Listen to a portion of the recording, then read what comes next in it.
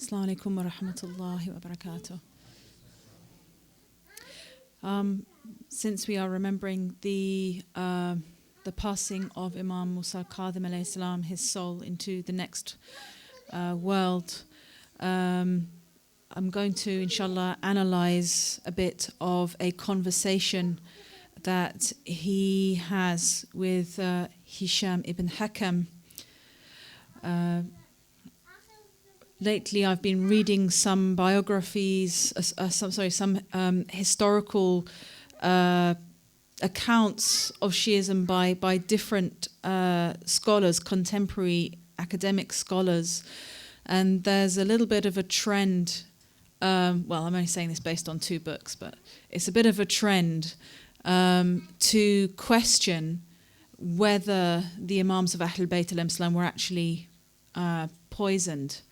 And this is from people who have, accounts, historical accounts that have been written by people of other schools of thought, or who have, lived in Muslim countries. So this is an issue as well, that people are actually questioning whether the Imam was poisoned.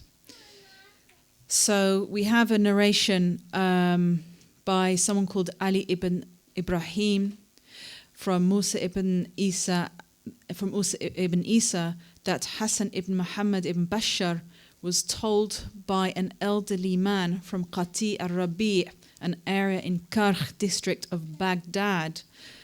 This man was a non-Shia, and he testifies to the fact that Imam Musa al-Kadhim alayhi salam was poisoned. And he narrated, he said, "I have seen someone whose excellence the Shia praise, who is from the members of this house, and I have never seen the like of him in his excellence and his devotion." And then Al-Hasan ibn Muhammad ibn al-Bashar asked him, "Who is that, and how did you get to see him?"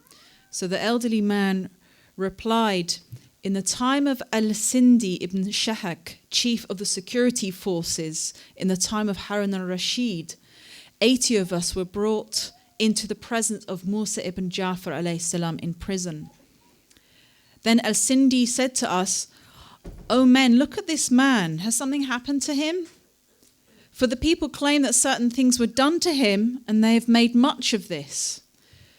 This is the place where he lives and his furnishings. He's given freedom and he's not restricted. Amir al-Mu'mineen Harun Rashid doesn't wish him any harm, but he's being kept here so that when Amir al-Mu'mineen Harun al-Rashid returns to the city, he can contend with him.' So they're giving a kind of excuse as to, well, he can come and go freely if he likes, but we're just detaining him here for a couple of reasons." So the elderly man said, "We paid no attention to what he said, but just looked at the man and his excellence and his bearings." This man, Imam Musa ibn al-Kadhim. And Imam Musa al-Kadhim said, "As for what he has mentioned concerning my freedom and such like, it's just as he said. Except that I tell you, O people, that I have been given poison in 7 dates, and I will turn pale tomorrow, and the day after I will die." And the elderly man reported that the Imam alayhi salam was looking at Al-Sindi ibn Shahak and shaking like the frond of a date palm, because he was already feeling the effects of the poison. So we have a testimony by a non-Shia who still recognized the excellence of Imam Musa al-Kadhim, testifying to the fact that he was poisoned. And this is very important, obviously, with regard to the aqidah of the 12 Shia. And another side point, I don't know if you've come across this also in your reading, but it's something I've come across, where he has also said that one of the reasons he was imprisoned was because the Shia were not discreet in how they passed on the teachings of the Imam. So it wasn't obviously a safe time to be a Shia, wasn't a safe time for the Imam. And again, you may have read accounts of how people were trying to identify who is the Imam after Imam Ja'far as-Sadiq alayhi salam, And there had to be a lot of secrecy when you read these accounts. They have to conceal the fact, like they had to do at one time with Imam Jafar as-Sadiq alayhi salam. They have to conceal the fact that they know who is the Imam so that he's not easily identified. But because, again, and I've said this before in a couple of talks, that again this theme of taqiyya that was talked about by Imam Jafar as-Sadiq alayhi salam, and then we have Imam Musa Kadhim alayhi salam as well, is precisely because their lives were in danger, and that if they were identified, as the Imam said, when people were coming to him and when they discovered that he was the Imam, and they will say, "Oh, can I go and tell so-and-so? And can I go and tell so-and-so?" And he'd say, "Only tell people who are trustworthy, who you know are trustworthy." He said, "Otherwise it will mean certain slaughter." And he'd put his hand across his throat like that. So he actually says that it was because the Shia were not discreet in how they passed on his teachings that he eventually was arrested and imprisoned. So again, we can have a lot of dislike for the people who wronged the Ahlul Bayt alayhim salam and plotted against the Ahlul Bayt alayhim salam. But there also needs to be a reflection on the fact that the followers and the lovers of Ahlul Bayt alayhim salam must also not be careful not to betray, the Imam that they love inadvertently. So I'll just look at a little bit about this conversation, and I don't have a record of when this conversation took place, and maybe someone else has more knowledge about this. So it opens. It's just take some extracts, and it opens by a discussion on the aql. And before going into this, I wanted to look at, again, remind ourselves of what the aql is in the Shi'i teachings, the early Shi'i teachings. When you actually analyze what the Imams of Ahlul Bayt alayhim salam say about the aql, it is not just an ordinary intelligence, or it's not like we say a secular intelligence. The aql is a sacred intelligence, and it's the faculty by which Allah subhanahu wa ta'ala can be known, and it's something that has been bestowed upon a person by Allah subhanahu wa ta'ala as well. So the Imams clarify that the aql cannot be acquired through studying books. You can't get this intelligence or this consciousness of Allah just by studying books. Of course, we have to endeavor to get closer to Allah by studying books, but this aql that is given to us is a mercy or a grace from Him, in response to our efforts.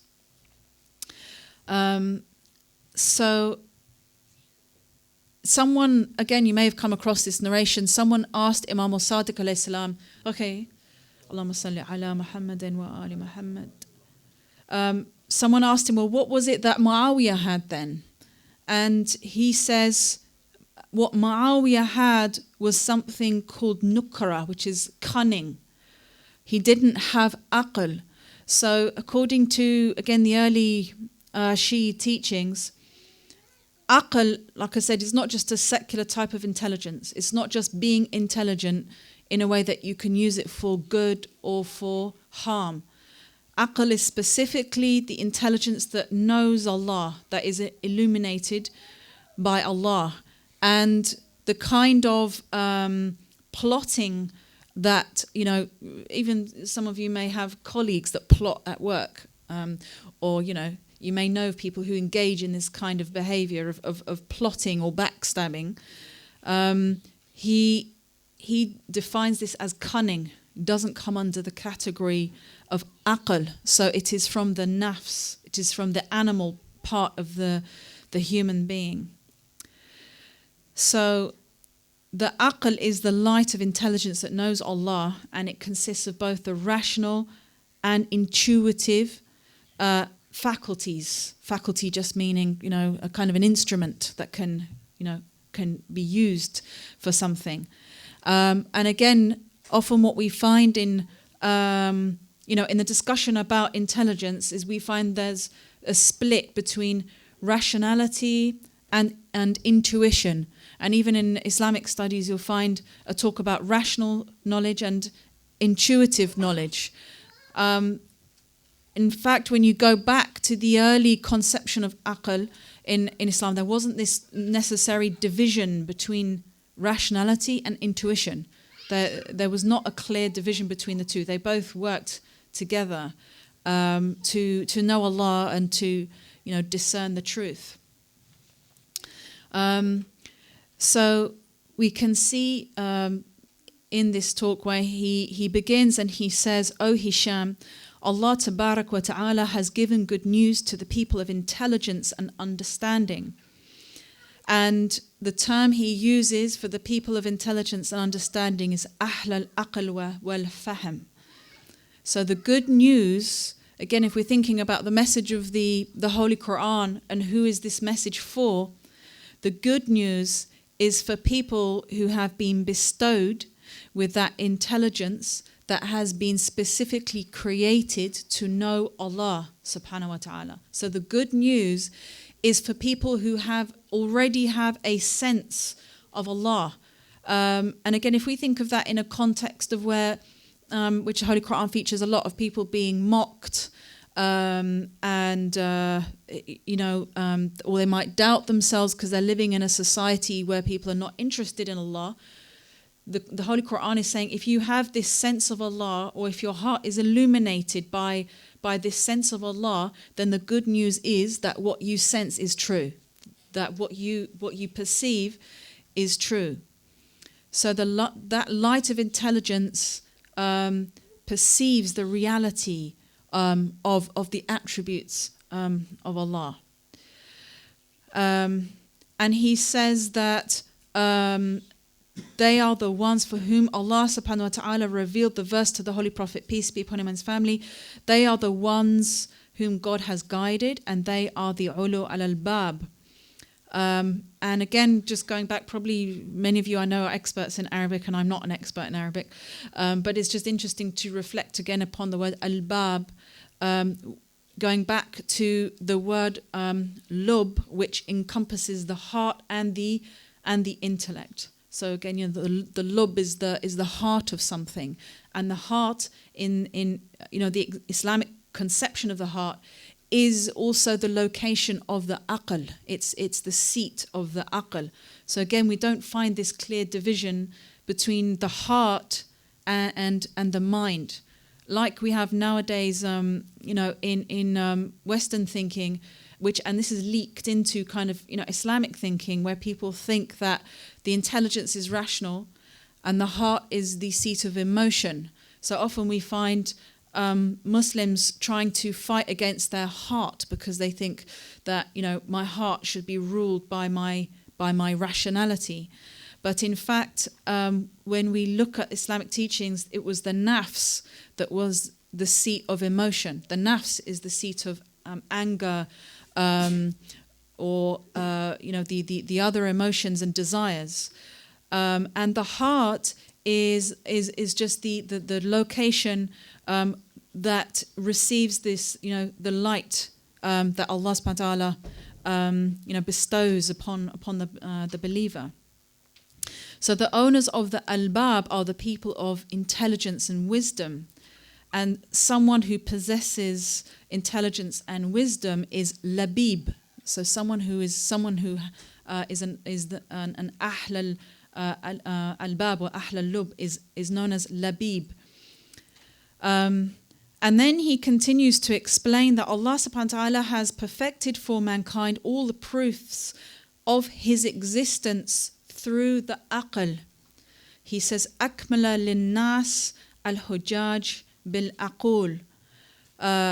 So again, it is through the aql that Allah has given proof for himself. And I've thought about this statement, and we could give a couple of interpretations that the aql itself is a hujjah. The aql itself is a hujjah of the existence of Allah. It's a proof for the existence of Allah.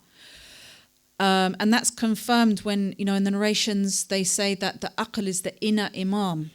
So the aql itself is the inner hujjah, but also it is through the aql that we perceive the reality of Allah. It's through the aql that Allah, makes himself known. And so he gives an example in Surah Al-Baqarah where Allah subhanahu wa ta'ala gives signs for mankind through the creation of the skies and the earth. And these are signs for people who yaqilun, who use their aql. And again, when we think about the word, okay, if we're reading Holy Quran and we come across these verses that say yaqilun, it's good to remember, okay, let's link this back to the original meaning of the term aql, those who use the faculty for perceiving the light of the divine. So it's those who use this light of intelligence bestowed upon them by Allah to reflect and contemplate and think and ponder and perceive the reality of God through these signs. And then he enumerates more than 20 verses in Holy Quran, one after another, in this discussion, that either say لَأَلَّكُمْ تَعْقِلُونَ, in order that you may use your aql, or that say لِقَوْمْ يَقِّلُونَ, for people who use their aql. So again, this is really central to the path of the Ahlul Bayt alayhim salam, is using the aql, the centrality of the aql for knowing Allah and perceiving Allah and being guided by the aql as well. And he says also that ilm, knowledge, necessarily accompanies aql. So the one who has aql, the intelligence that perceives the reality of God, is one who is necessarily endowed with knowledge. As the Imam says, Inna al-aql ma'al al-ilm. So God strikes he says God strikes similitudes for humanity, but none understands or perceives them except those who have ilm. So ma yaqiluha illa al-alimun. Only the knowers, the people who already have some knowledge of Allah in their heart or in their consciousness, can perceive these signs and reflect on Allah and understand Allah and confirm their belief in Allah. So we can see again in the early centuries of Islam that ilm was not just associated with the acquired sciences, but it pertained to an actual and experiential apprehension of the divine. So now when we think of ilm, often we think of knowledge in terms of, wow, they've studied so much and they studied for many years. But again, in the early centuries of Islam, an alim was one whose heart was illuminated with knowledge of Allah, who had direct knowledge of the attributes of Allah. And again, you'll be familiar with that conversation that Imam Ali alayhi salam has when he says that humanity is divided into three: the alim, or the knower, the muta'allim, the seeker of knowledge, and the hamajra'a, the riffraff. Now again, somebody coming across this, and even a follower of Ahlul Bayt alayhim salam, because sometimes I come across some protests from even followers of Ahlul Bayt, they say this sounds so elitist, we've got these problems with Shiism because it's so elitist. And but you can look at it from another way, that if he is saying that there's only two types of people who can be called human: an alim, and this is confirmed by a narration by Imam Hussein alayhi salam as well. He says, either you're an alim, you're a knower, or you're a muta'allim, you're seeking knowledge. And apart from that, nothing. So actually what it is doing, again, if we're thinking about what the Shi'i path actually is, it is exclusively a path of knowledge. There's nothing outside of this path apart from knowledge. So knowledge is central to this path. Not, this seeking knowledge and striving to become an alim is the foundation and the root of this whole journey. And that's what it is stressing when he's just dividing these two, humanity into these two categories. it's actually just saying the only thing that matters is knowledge. And if you're not on the path of knowledge, then you don't have any, worth. There's no worth for your existence. And then the Imam says, ثُمَّ ذَمَّ الَّذِينَ لَا يَعْقِلُونَ. Allah subhanahu wa ta'ala censures those who do not use their aql. So it is incumbent on us, it's wajib on us to use our aql. If we don't use our aql, we are, Allah subhanahu wa ta'ala has a, heavy dislike for that. And then after that, he brings in a number of verses from Holy Quran, including those that compare verses that compare those who la yaqilun, those who don't use their aql, to cattle. And again, this is a warning for everyone, because it's very tempting to sometimes go to sleep a bit, or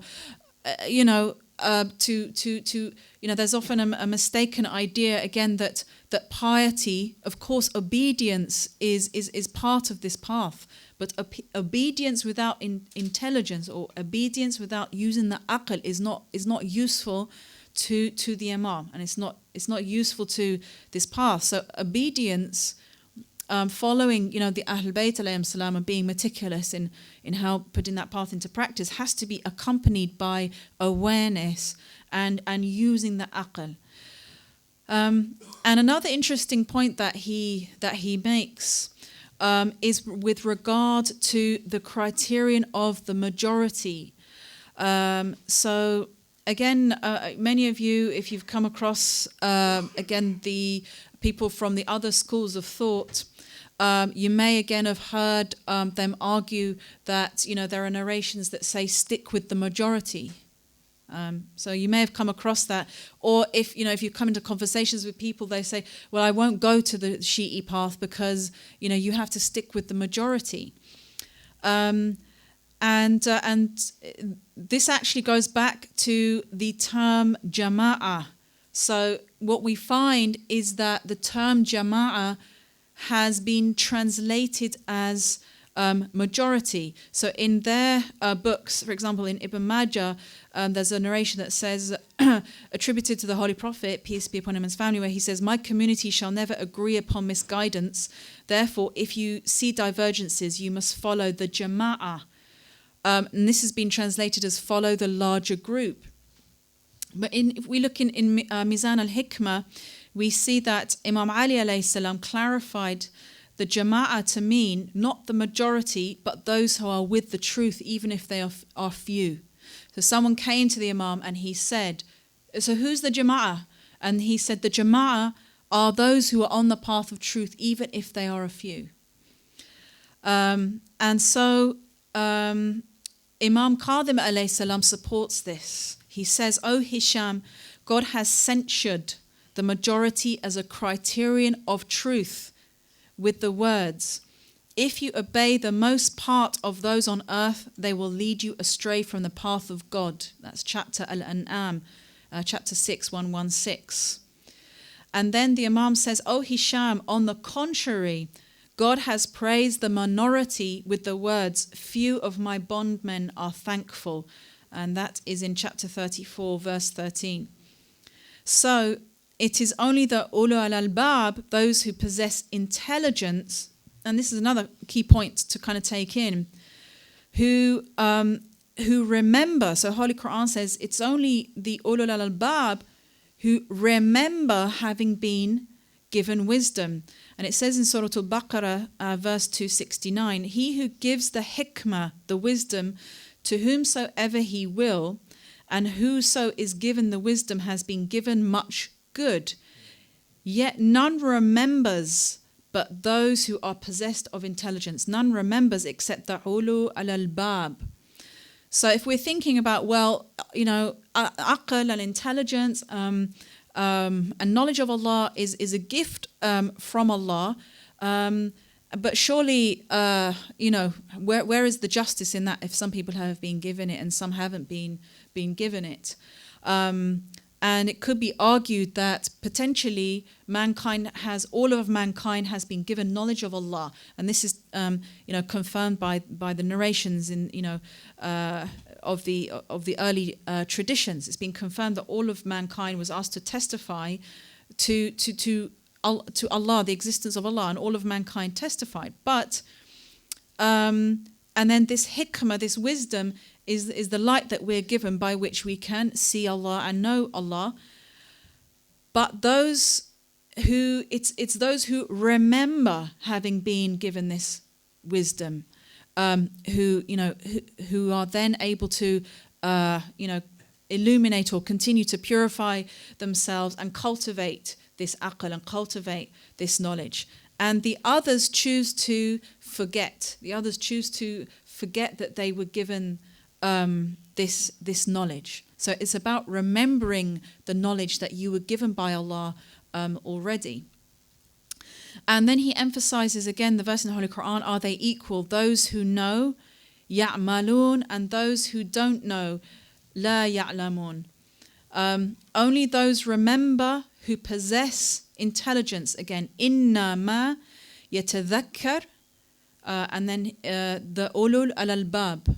Innama yatadhakkar, only those remember who are the ulul al-albab, the owners of intelligence, of a mind. And then he quotes Surah Sa'd, saying, we have sent down a book to thee so that the ulul al-albab may ponder its signs and so remember. So again in Holy Quran it's talking about the importance of remembering that intelligence that you've already been given.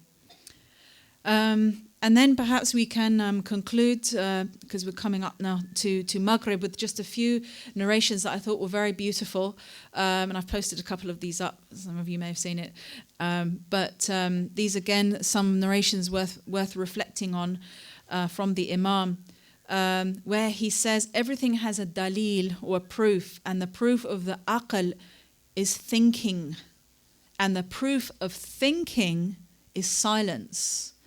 So again, people who, we can't guarantee this, but people who have a tendency to reflect and think and contemplate also have a tendency to be silent, don't engage in a lot of chatter. And then he reminds Hisham ibn Hakam of the words from Prophet Luqman to his son, where he said, "O my son, this world is like an unfathomable ocean in which many a creation has drowned. Make therefore the fear of God your boat in this ocean, your faith the main plank of the boat, reliance on God its sails, and the aql its rower, and ilm its captain, and patience its anchor." And then he reminds Hisham, he says, "How can your conduct be clean in the eyes of God when you have alienated your heart from your Lord and follow your lower desires?" So again, a reminder for us that, again, external practice is not going to bring us closer to Allah subhanahu wa ta'ala if we are inclining towards our lower desires. And that can be even just the desire to be angry, or the desire to be resentful or jealous. So again, a reminder that the outward action is not sufficient. It's not going to be clean in the sight of Allah unless we bring our heart close to Allah. And then he says, again, for people who may be feeling alienated on this path, alienated from the main society or alienated from less practicing family members, he says, "O Hisham, to be patient in loneliness is a sign of the power of the aql. One who has acquired aql from Allah subhanahu wa ta'ala has succeeded in keeping himself aloof from the ahl al-dunya and from those lost in worldly life.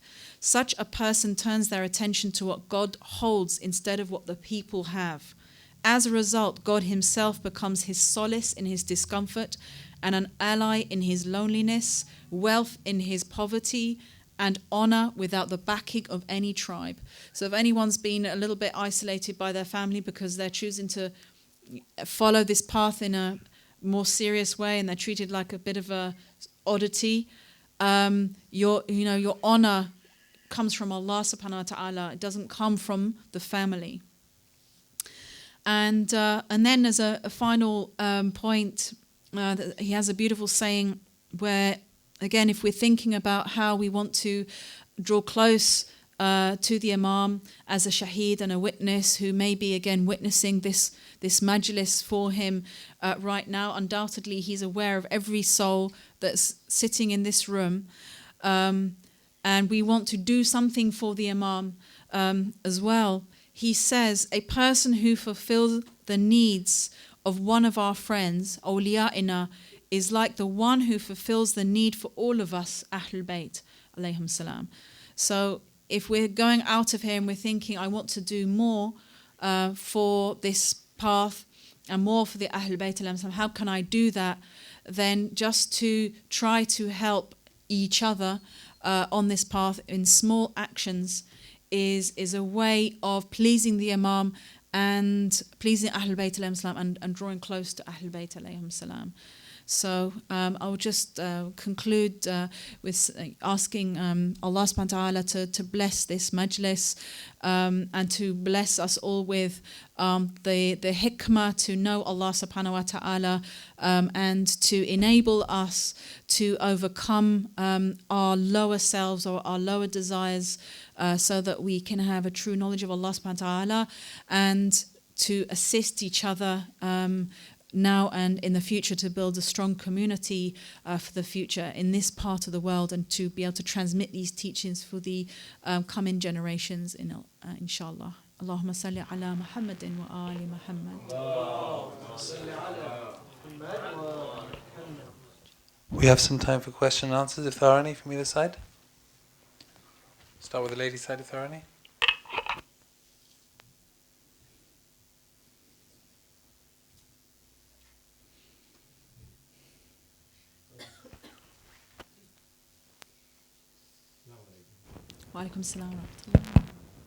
Thank you very much for the enlightening talk.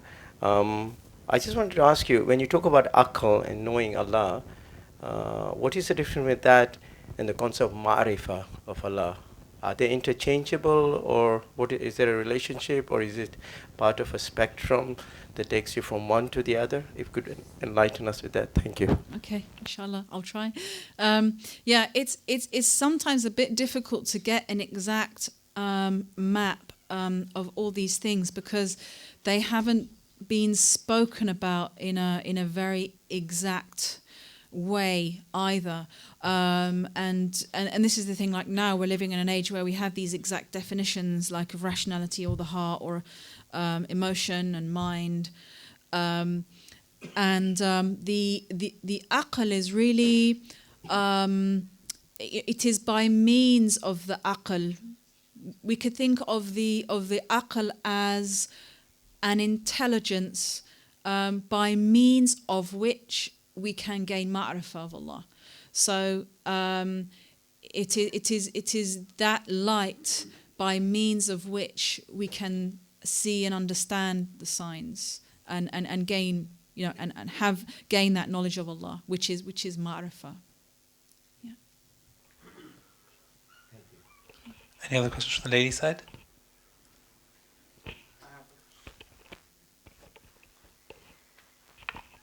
Assalamu alaikum. Wa alaikum assalam wa rahmatullah. The hadith that you mentioned, which said that aql is not gained by reading books, it goes on to say that it's a light that Allah subhanahu wa ta'ala puts in the heart of a believer. Now, I've always wondered what that meant because, you have these professors from Oxford, Cambridge, and you think, as you have narration saying that if you don't have the love of Ali or love of the wilayat of Ahlul Bayt, then that knowledge is almost useless in a sense. And then you have other ahadith saying that once you gain that love, reading the Quran or other stuff becomes easy, and Allah subhanahu wa ta'ala himself says, I've made the Quran easy for you to understand.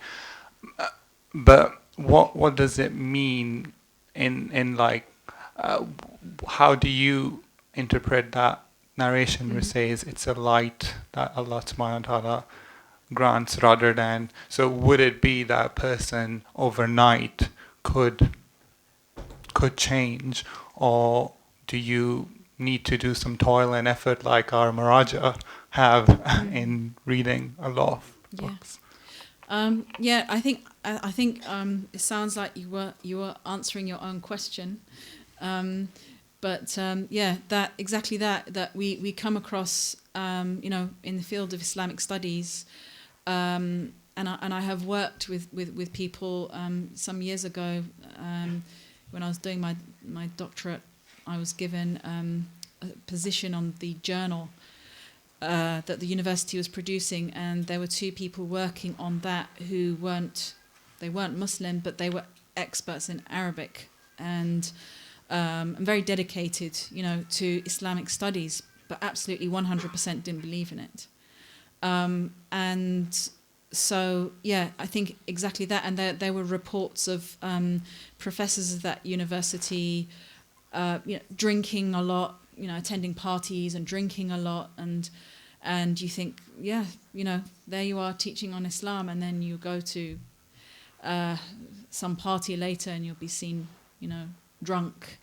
And so exactly that just studying the books isn't what is going to give you that knowledge of Allah, and that means to know Allah subhanahu wa ta'ala. So, but that's not to say that that studying, that you shouldn't study, because the studying and the knowledge of Allah can work together. So if they're working hand in hand, because again, there's the Imams talk about the importance of intelligence, the importance of study, the importance of seeking knowledge, and they talk about the aql in terms of, again, its intuitive part and its rational part as well. The way they talk about it is not always easy to distinguish whether they're talking about rationality or intuition, because these two are often kind of merged together for the Imams. So yeah, I mean, people who are driven by their love of Allah and what they perceive of Allah to study, then that studying is going to assist them, assist their aql. But those who don't have that, who haven't been illuminated and have no inclination to go towards that illumination, they can study as much as they like, and they will never, we don't know where they will end up. So.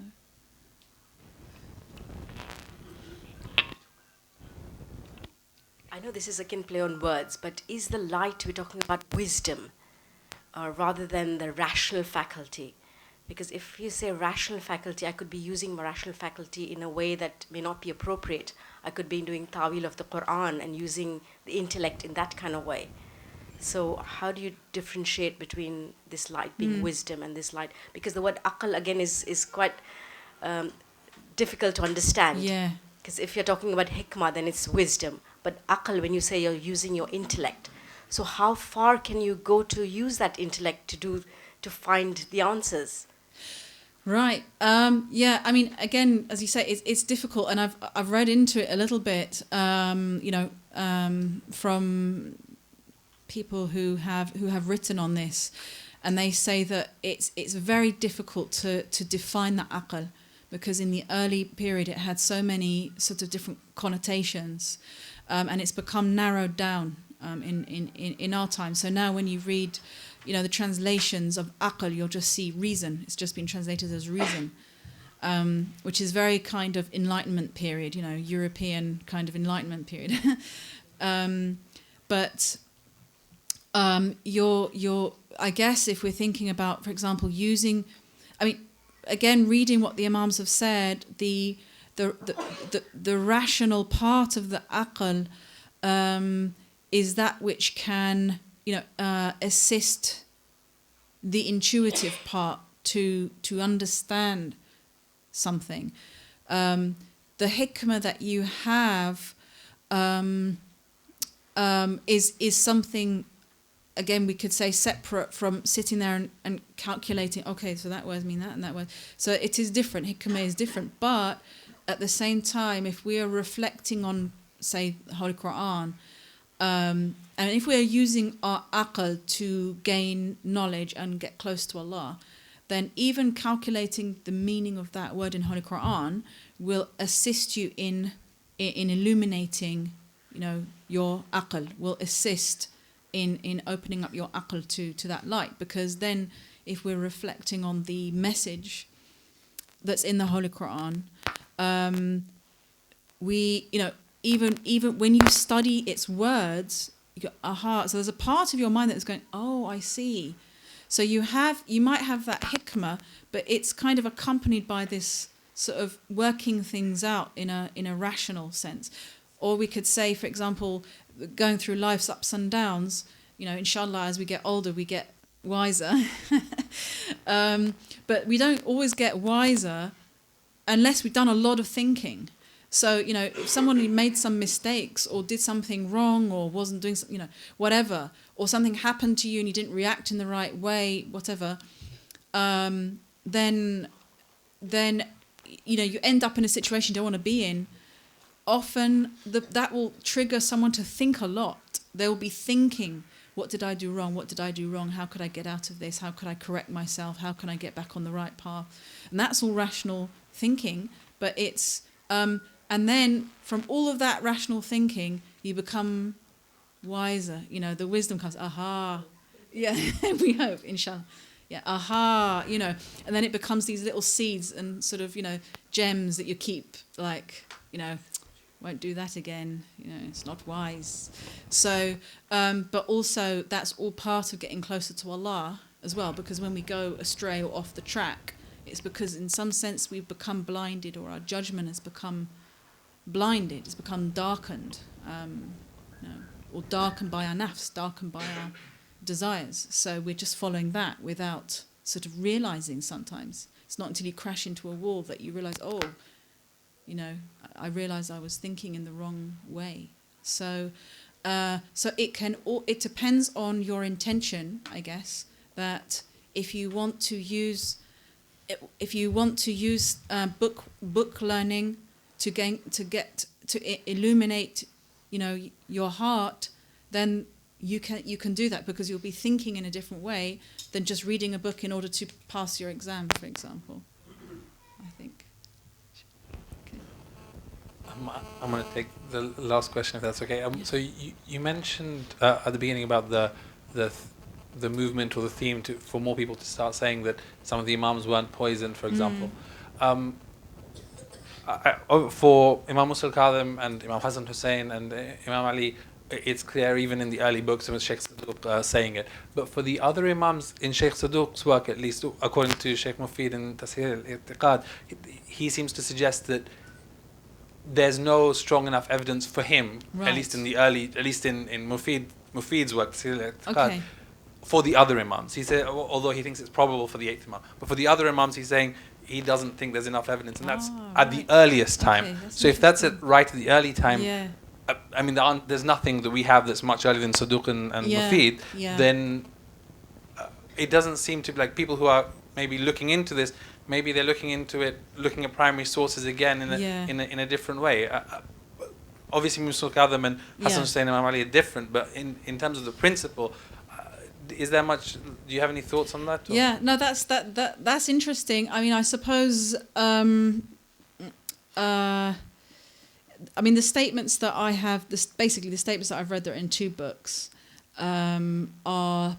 In fact, they don't bring this up. It would be interesting. It would be good if they had brought this up and said, well, even in the Ithnashari books, there's not 100% confirmation. And I suppose there couldn't be, because the imams were imprisoned or, kept away from, there wasn't someone sitting there sort of writing down and saying, oh, right now he's been, So I guess it would be difficult exactly to ascertain, although people would have sort of read the clues especially early deaths, sudden illness, and dying at a time that was opportune for the local caliph. But these two books that I have read, one of them pretty much dismisses the theory. He doesn't specify which imams.